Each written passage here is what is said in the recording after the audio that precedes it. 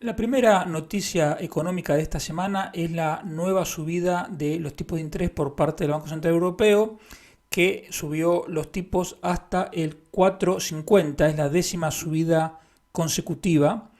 Ahora se abre la expectativa, como siempre, de cuál va a ser el próximo paso. Ahora crece la idea de que este es el punto máximo, aunque en realidad los bancos centrales tienen las manos libres para hacer lo que quieran. No te voy a repetir todo lo que te vengo contando las últimas semanas acerca de que yo considero que este sistema de política monetaria está equivocado, que el Banco Central por definición se equivoca cada vez que fija los tipos de interés, porque es imposible adivinar cuál es el tipo de interés de mercado, por lo tanto distorsiona las decisiones de ahorro y de inversión, y eso genera crisis recurrentes y mala asignación de capital y de recursos. Lo que me interesa destacar en esta oportunidad es que, aunque sea paradójico, el Banco Central Europeo es una máquina de generar antieuropeístas. Yo soy un defensor del proyecto europeo, entendido como un grupo de países que colaboran muy estrechamente en distintas materias, pero siempre preservando la soberanía y la individualidad de cada país. Es decir, a mí me parece fantástico el libre movimiento de capitales, de personas, de mercancías y de servicios en toda la Unión Europea. Me parece muy bien que se colabore en materia antiterrorista, en materia de seguridad, de fronteras y en un montón de cosas, pero siempre respetando la soberanía y la individualidad de cada país, y no, como está pasando ahora, que una euroburocracia se erige en un poder no controlado capaz de aprobar directivas que los países tienen que cumplir obligatoriamente, aunque no estén de acuerdo. En eso a mí no me gusta. Pero el Banco Central Europeo, que empezó como una buena idea, es decir, dar a todo el continente una moneda de calidad heredera de las buenas cualidades del marco alemán, se fue degenerando en este banco central intervencionista, keynesiano, estatista, que ha provocado primero una situación anómala de tipos de interés cero o negativos, bueno, en términos reales claramente negativos, y que alentó a la gente a endeudarse porque decía que los tipos de interés iban a mantenerse en esos niveles durante mucho tiempo. Entonces, insisto, primero, alentó a la gente y a las empresas a endeudarse. Con esa emisión descontrolada generó un brote inflacionario del que todavía no hemos salido y que ya va para el segundo año de una inflación excesivamente alta. Entonces, esa inflación excesivamente alta genera antieuropeístas porque dicen, mira, al final nosotros, por ejemplo, los alemanes o los holandeses o los austríacos, claramente sin Banco Central Europeo estarían mejor porque ellos ya tenían monedas de calidad antes del euro. Por lo tanto, para ellos el euro y el Banco Central Europeo ha resultado un mal negocio. Entonces, ahí genera antieuropeísmo, insisto, por el brote inflacionario. Pero ahora que tiene que sobreactuar para corregir el error que ellos mismos cometieron, el Banco Central Europeo genera una nueva oleada de antieuropeísmo por toda la gente engañada que contrató, por ejemplo, sus hipotecas a tipo variable o empresas que se endeudaron a tipo variable y ahora ven que la carga financiera que tienen que sobrellevar es cada vez más alta. ¿Por qué? Por culpa del Banco Central Europeo. Entonces, tú fíjate, el mismo Banco Central Europeo que te dijo que te endeudaras, ahora es el que te sube el tipo de interés. Entonces, obviamente, si tú estás en esa situación, lo mínimo que puedes pensar es que los del Banco Central Europeo son unos estafadores y que te han engañado, y entonces te genera un sentimiento anti-europeo. Entonces, además de todos los errores de política monetaria, además de todo el empobrecimiento que generan por la mala asignación de recursos, la mala asignación de capital, las quiebras, las sucesivas crisis económicas, el Banco Central Europeo además es, como digo, una máquina de generar gente contraria al proyecto europeo, que a pesar de todas sus falencias, yo sigo defendiendo, pero una vez más, siempre que se entienda como un club de países independientes que colaboran o pueden no colaborar en un determinado número de materias. Porque ya sabemos que, por ejemplo, en materia de lucha contra la delincuencia, el ejemplo de Puigdemont, un golpista prófugo que no fue extraditado a España, muestra que incluso esa cooperación en una cuestión muy importante no es la que debería ser. Se conocieron los nuevos datos de salarios en España, que son los que publica el INE en la encuesta trimestral del coste laboral. ¿Y qué dice esta encuesta? Bueno, dice que el salario promedio de España está creciendo al mayor ritmo desde 2006.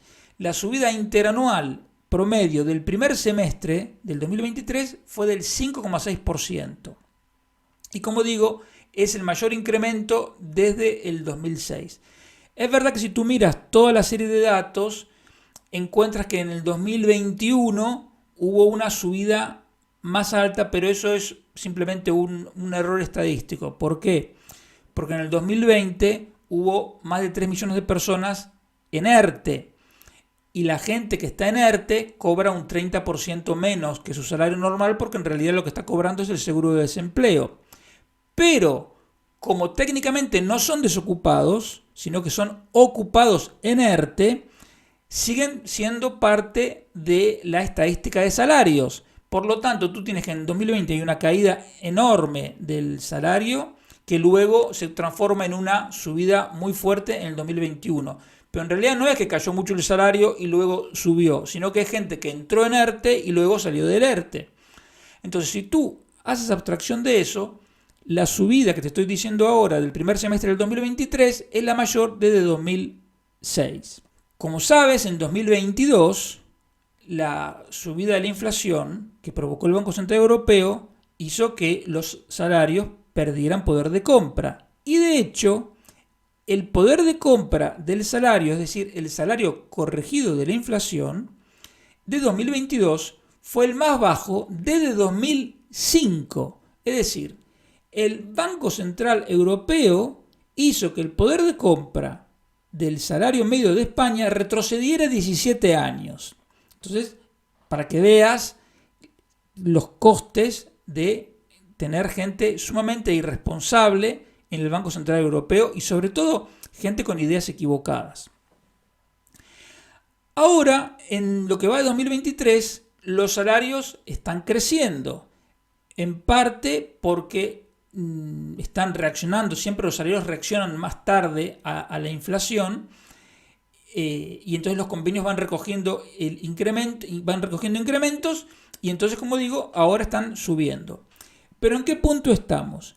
Que todavía los salarios han recuperado un poco menos de la mitad de lo que perdieron el año pasado en términos de poder de compra.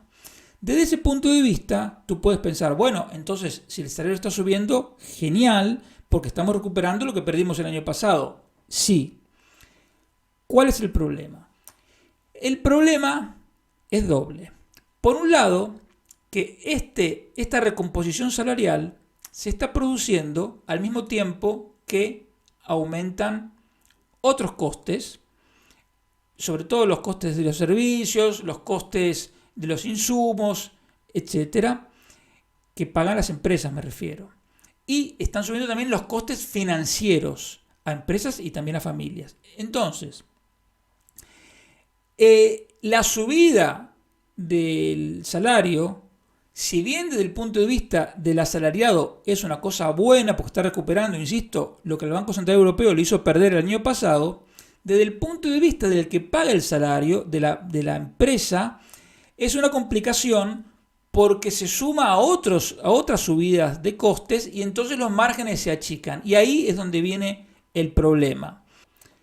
Porque hay que tener en cuenta lo que te comentaba el otro día, que es la estructura empresarial española. Las empresas españolas no son todas multinacionales, al revés, las empresas grandes son solamente el 0,16% de las empresas.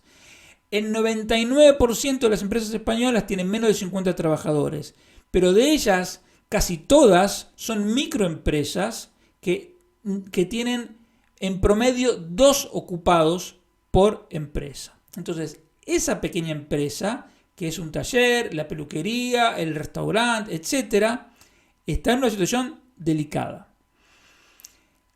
¿Y cuál es el problema de fondo? Porque, como te digo, si el salario todavía no recuperó donde estaba en 2021, pero que tampoco es un salario alto en términos históricos, porque si tú miras la serie para atrás, te encuentras que en 2015 fue más alto, en 2016 estuvo un poquito más alto. Entonces, ¿qué es lo que pasa? Que el salario no puede ganar poder de compra por encima de lo que tuvo en años anteriores. Y en la práctica, insisto, esta es una caída que recupera un poco, pero al final, a largo plazo, si tú miras una serie larga, te encuentras que el poder de compra del salario está planchado. ¿Cuál es el problema? El problema es la productividad, es decir, lo que produce en promedio cada trabajador. Y ese es el verdadero drama. La productividad es decir, lo que produce cada persona, cada ocupado, en promedio, es ahora igual que en 2011. Es decir, igual que hace 12 años. ¿Y qué tiene que ver la productividad con los salarios? Tiene que ver con lo siguiente. Imagínate que tú tienes una panadería y contratas un empleado. Y ese empleado vende, por decir cualquier cosa, 1000 kilos de pan por mes.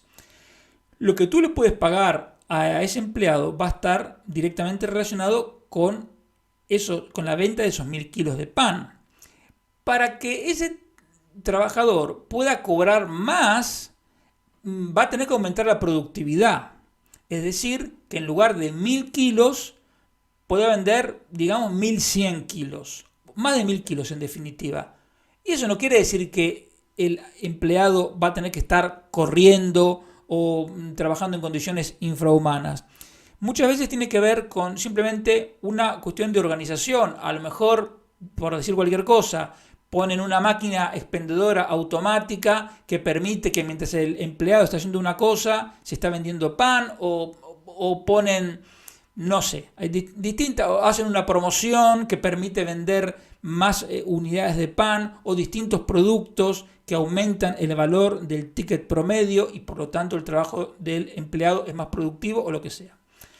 Entonces, cuando ese empleado genera ventas mayores, tú vas a estar en condiciones de pagarle más.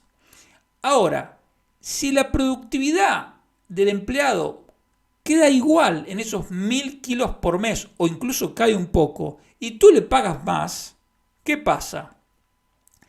Que eso que no sale de la productividad porque quedó igual o cayó un poco, tiene que salir de tus beneficios. Entonces tú puedes decir, sí, no me importa porque yo soy muy generoso. Muy bien. Tú eres muy generoso, pero si no obtiene tu negocio una rentabilidad determinada, el día que tengan que reemplazar, por ejemplo, el horno de la panadería, no van a tener dinero porque no van a haber acumulado beneficios suficientes como para reinvertir. Entonces, ¿qué va a pasar? Que ese empleado con el que tú creíste ser muy generoso se va a quedar en el paro porque al no poder mejorar el horno, la competencia te va a pasar por encima. Entonces, no hay escapatoria. No, esto no es una cuestión de bondad o de maldad del empleador. Es una cuestión de productividad. Esto es así. Si tú le pagas al trabajador por encima de su productividad, sale de tus beneficios. Y eso quiere decir que tarde o temprano la competencia te pasa por encima y ese empleado se va a quedar en el paro.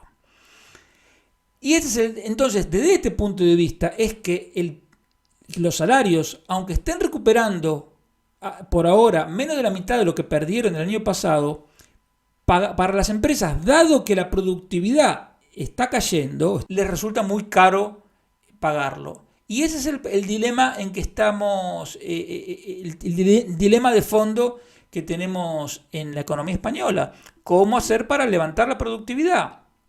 Porque si no, no hay solución ni para los salarios, ni para el desempleo, ni para nada, ni para la prosperidad general.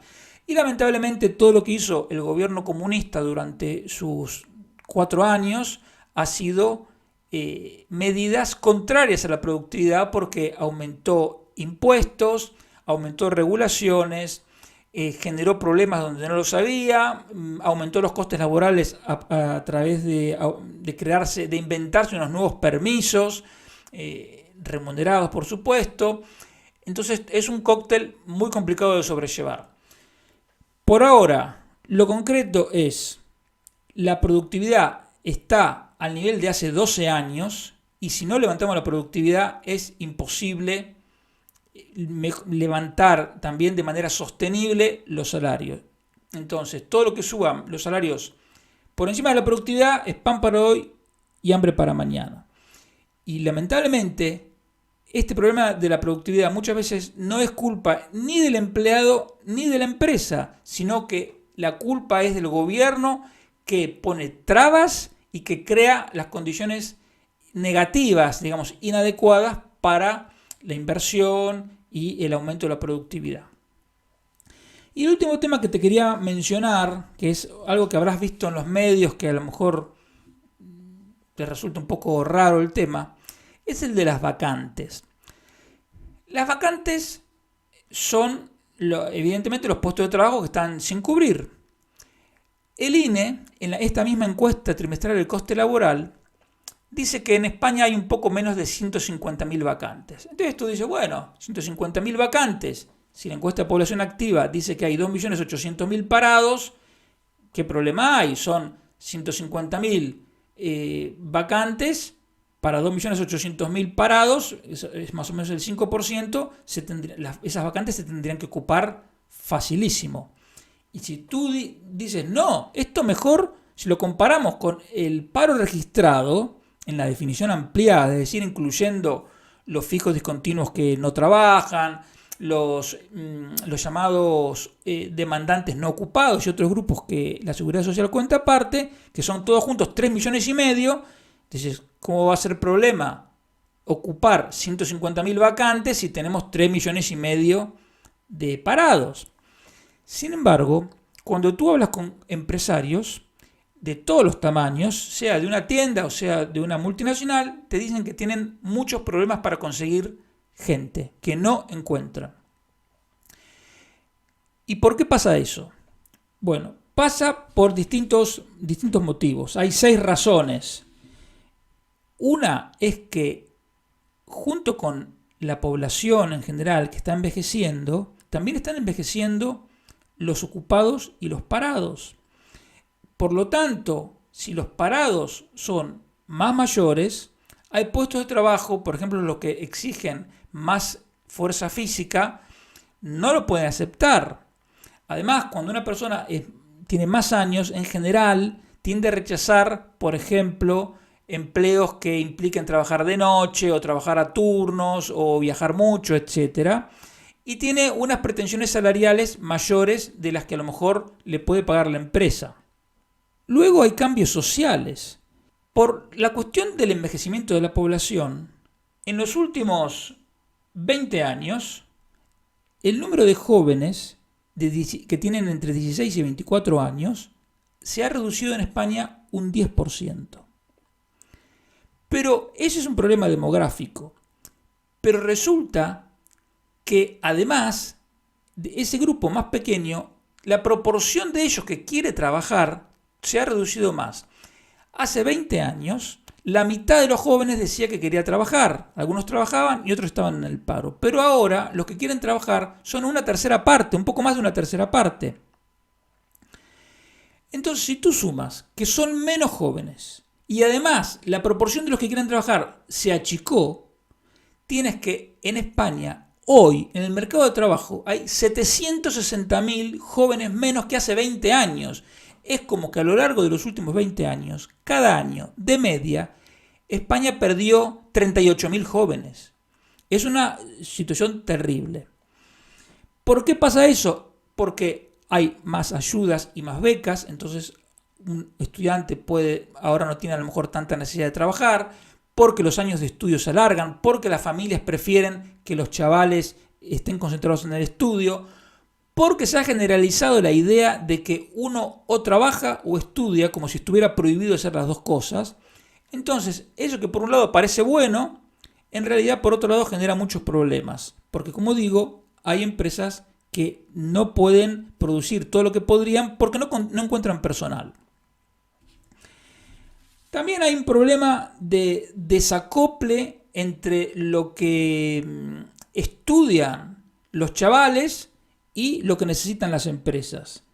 Pero no porque lo que se enseñe en las universidades esté mal, sino porque España es un país, comparado con otros países europeos, en los que una menor proporción de jóvenes, por ejemplo, estudia ingenierías. Y en cambio es un país donde muchos jóvenes, una gran proporción de jóvenes, mucho más que en otros países de Europa, estudia artes y humanidades. Entonces, si son menos jóvenes, menos de esos jóvenes quieren trabajar y además estudian artes y humanidades cuando la empresa necesita un ingeniero, eso genera un desacople. Luego está el papel lamentable que hace el Servicio de Empleo Estatal, que solo es capaz de colocar al 5% de todos los que están parados registrados. Si el SEPE fuera un poco más eficaz, eso solo significaría un cambio muy grande, sobre todo para las pequeñas empresas que muchas veces no tienen más recursos que acudir al Servicio de Empleo Estatal en busca de nuevos empleados. La despoblación en algunos lugares de España es muy importante. Hay algunas provincias, Teruel, Soria y Cuenca, están en alerta roja, tienen menos de 12 habitantes por kilómetro cuadrado. Alerta roja. Y hay otras que tienen entre 12 y 20 habitantes por kilómetro cuadrado, que son Huesca, Ávila, Palencia, Cáceres y Zamora. Eso están en alerta naranja. Porque ahí no solo es que no hay jóvenes, es que no hay gente. Entonces no pueden conseguir personal de ningún tipo. Y el otro punto que es el que genera problemas para encontrar empleados es que hay muchas ayudas, como el ingreso mínimo vital, para poner el ejemplo más conocido, que están en teoría vinculados a la búsqueda de empleo o a la formación. Pero en la realidad no es así. Entonces, cuando una pequeña tienda o un restaurante o un bar dicen que buscan empleados, llega gente y le dice, ok, pero yo te pido dos cosas. Primero, quiero cobrar en B, porque si no pierdo la ayuda. Y segundo, quiero trabajar a media jornada, porque como total tengo la ayuda, no necesito trabajar todo el día. Y entonces tú fíjate, el generador de riqueza que paga sus impuestos no puede producir todo lo que podría, y en cambio el consumidor de riqueza, que es el que cobra el ingreso mínimo vital, es decir, que está cobrando el trabajo ajeno, lo sigue cobrando. Entonces, alentando a la economía sumergida, y digamos, es un esquema autodestructivo. Entonces, lo que es fundamental, lo que sería fundamental, es que el gobierno empiece a controlar eso de una vez y que a la segunda o máximo tercera oferta de trabajo que se rechaza, que se quite la ayuda.